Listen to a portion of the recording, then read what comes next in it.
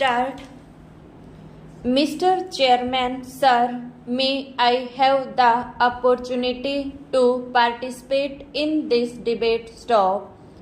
This is a private member's bill and I want to congratulate the mover of this bill for having brought this bill. Stop. A very important subject has been raised that right to work should be made a fundamental right. Stop. Right to work is the birthright of everybody, however poor and however rich, whether a man or a woman. Stop. We have right to property as a fundamental right in our country, but it is really sad that right to work, which provides right to live, should not be made a fundamental right and should only be a directive principle. Stop. Why has this happened? Stop. Why could it not be made a fundamental right till now? Stop. Stanza.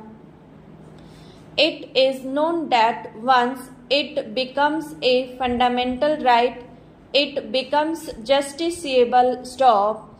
That means that a person can go to the High Court or the Supreme Court and say that it is his fundamental right and he must get a job. Stop.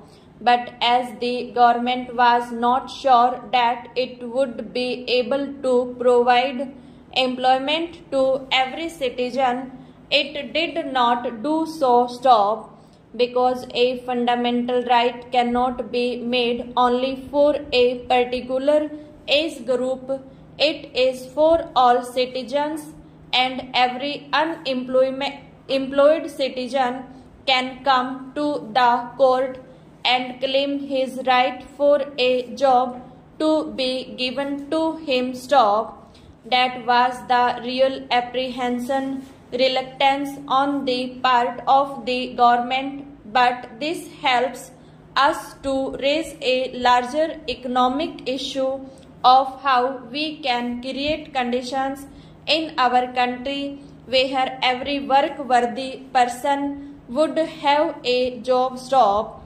It is this subject which is being debated, and this is what should be debated as the most important subject in the parliament and in the country today. Stop.